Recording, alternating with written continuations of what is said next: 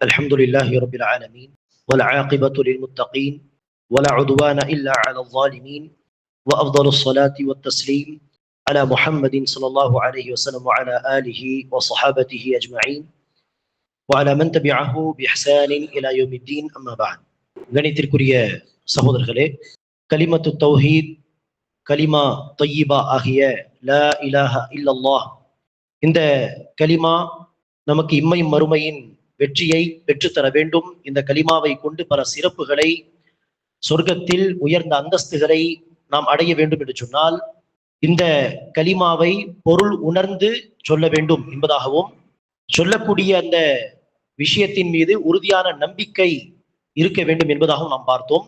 அதற்கு அடுத்ததாக இந்த கலிமாவுடைய அந்த பொருளை புரிந்து கொள்வதோடு, சொல்லக்கூடிய அந்த வார்த்தையை நம்பிக்கை கொள்வதோடு, அந்த வார்த்தைகளை உள்ளத்தாலும் வார்த்தையாலும் கபூல் செய்ய வேண்டும், ஏற்றுக்கொள்ள வேண்டும், ஒப்புக்கொள்ள வேண்டும். மக்களுக்கு முன்னாலும் அதை பகிரங்கமாக சொல்ல வேண்டும். சில மக்கள் லா இலாஹ இல்லல்லாஹ் உடைய அர்த்தத்தை புரிந்து கொள்வார்கள். அந்த பொருள் மீது, அந்த விஷயத்தின் மீது அவர்களுக்கு நம்பிக்கையும் இருக்கும். ஆம், அல்லாஹ்வை தவிர வணக்கத்திற்குரியும் யாரும் இல்லை. ஆனால் அதை அவர்கள் கபூல் செய்வார்களா, ஒப்புக்கொள்வார்களா, ஏற்றுக்கொள்வார்களா என்று கேட்டால் இல்லை, ஏற்க மறுத்து விடுவார்கள். இவ்வாறு அது உண்மை என்று தெரிந்த பிறகும் ஏற்க மறுத்து விட்டாலும் இந்த வார்த்தையை நம்பிக்கை கொண்டு உள்ளத்தால் அந்த வார்த்தையை ஏற்று பிரயோஜனம் இல்லை. நாவாலும் அதை என்ன செய்ய வேண்டும், மொழிய வேண்டும், நாவாலும் அதை ஒப்புக்கொள்ள வேண்டும். நபி ஸல்லல்லாஹு அலைஹி வஸல்லம் அவர்களுடைய பெரிய தந்தையின் உதாரணமே இந்த விஷயத்தை நன்றாக விளங்கிக் கொள்வதற்கு போதுமானது. ரசூலை வளர்த்த, ரசூலுக்காக வேண்டி மக்கத்து காஃபிர்களோடு பகை கொண்ட, ரசூலுக்காக கோபப்படக்கூடிய ரசூலுடைய பெரிய தந்தை அபூ தாலிப் அவர்கள் ரசூலுக்கு, சஹாபாவுக்கு ரசூல் மீது வைத்திருந்த அன்பின் காரணமாக, இஸ்லாத்திற்காக கிடையாது, ரசூல் மீது வைத்திருந்த அன்பு பாசத்தின் காரணமாக உதவிகள் செய்தார்கள். ரசூலுக்கு பக்கபலமாக இருந்தார்கள் பக்கத்து வாழ்க்கையிலே. ஆனால் அவர்களோ ரசூல் பல முறை சொல்லியும் இஸ்லாத்தை ஏற்கவில்லை, கலிமாவை சொல்லவில்லை. அபூ தாலிப் அவர்கள் மரண தருவாயில் இருக்கிறார். அந்த நேரத்தில் நபி ஸல்லல்லாஹு அலைஹி வஸல்லம் அவர்கள் அவரை பார்ப்பதற்காக வேண்டி உள்ளே வருகிறார். வந்து பார்த்தால் ஏற்கனவே அங்கு அபூ ஜஹலும் இன்னொரு காஃபிரும், இரண்டு பேர் அங்கு நிற்கிறார்கள். அந்த நேரத்தில் ரசூல் அவர்கள் அபூ தாலிபை பார்த்து சொன்னார்கள், குல் லா இலாஹ இல்லல்லாஹ் கலிமத்தன் உஹாஜ்ஜு லக பிஹா இன்தல்லாஹ். ஒரு முறை லா இலாஹா இல்லல்லாஹ் என்கிற அந்த கலிமாவை சொல்லிவிடுங்கள், அல்லாஹ்விடத்தில் நான் உங்களுக்காக பேசுவேன், பரிந்துரை செய்வேன். அதாவது மரண தருவாயில் சொன்னால் அல்லாஹ் ஏற்றுக்கொள்ள மாட்டான்.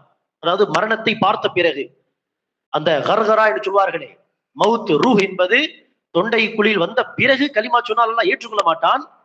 இருந்தாலும் சொல்லுங்கள், நான் அல்லாஹ்விடத்தில் பேசி பார்க்கிறேன் என்று சொல்லும் விதமாக ரசூல் அவர்கள் இந்த வார்த்தைகளை சொன்னதும் அருகில் இருந்த அபூ ஜஹலும் இன்னொரு காஃபிரும், இரண்டு பேரும் அத்தர்கபு அன் மில்லதி ஆபாயிக் அல்லது அத்தர்கபு அன் மில்லதி அப்துல் முத்தலிப், உங்களுடைய தந்தையாகிய அப்துல் முத்தலிபுடைய வழியை விட்டுவிட்டு வேறு வழியையா நீங்கள் ஏற்றுக்கொள்வீர்கள்? இந்த நேரத்தில் அப்துல் முத்தலிப் அவர்களுடைய தந்தை என்று சிலை வணக்க என்கிற அந்த வழிகேட்டில் தான் இருந்தார்கள். அந்த வழியை விட்டு நீங்கள் போய்விடுவீர்களா என்று சொன்னதும் அபூ தாலிப் என்ன செய்கிறார், முகமது சொல்வதை கேட்கலாமா அல்லது இவர்கள் சொல்வதை கேட்கலாமா என்று பார்க்கும் பொழுது இறுதியில் அவர்கள் என்ன செய்தார்கள், அபூ ஜஹலும் அவனை போன்ற மக்களும் சொன்னதை தான் ஏற்றுக்கொண்டார்கள். அவர்கள் இந்த உலகத்தை விட்டு போகும் பொழுது சொன்ன இறுதி வார்த்தை, கடைசி வார்த்தை, அன அலா மில்லதி ஆபாஇ அல்லது அன அலா மில்லதி அப்துல் முத்தலிப், நான் அப்துல் முத்தலிபுடைய வழியில் தான் மரணிக்கிறேன், என்னுடைய மூதாதைகளின் வழியில் தான் நான் மரணிக்கிறேன் என்று அபூ தாலிப் சொன்ன கடைசி வார்த்தை இதுதான்.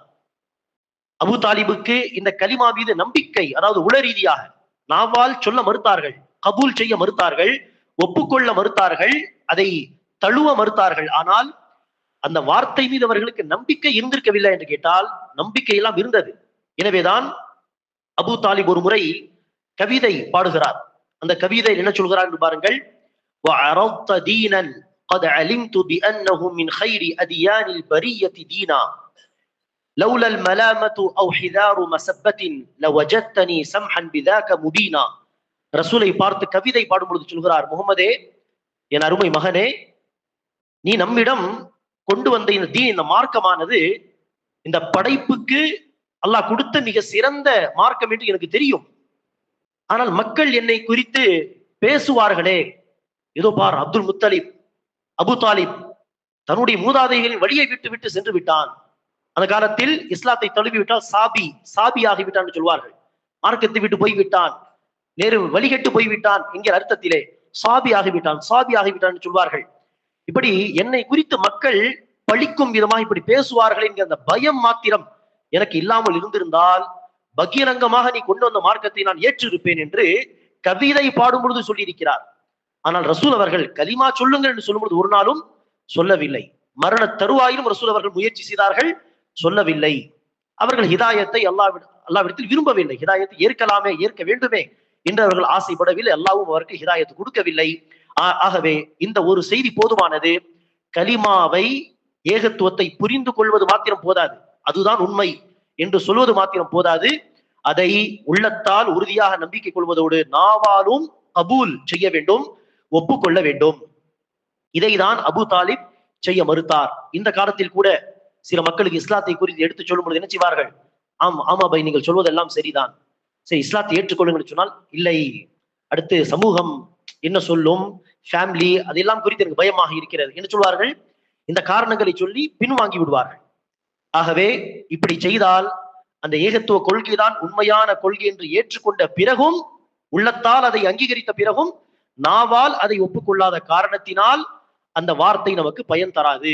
உள்ளத்தால் அந்த வார்த்தையை நம்புவது நமக்கு பயன் தராது என்பதை புரிந்து கொள்ள வேண்டும். எனவே நாவால் மொழிவதும் மிக மிக முக்கியமான ஒரு கட்டமாகும். அல்லாஹ் சுப்ஹானஹு வ தஆலா நம் அனைவருக்கும் இந்த கலிமாவை, கலிமத்து தௌஹீதை புரிந்து அதை உறுதியாக உள்ளத்தால் நம்பிக்கை கொண்டு அதை நாவாலும் மொழிந்து அந்த வார்த்தைக்கு ஏற்ப இறுதி மூச்சு வரை வாழக்கூடிய பாக்கியத்தை தருவானாக. ஆமீன். வாஹு தஅவானா அல்ஹம்துலில்லாஹி ரப்பில் ஆலமீன்.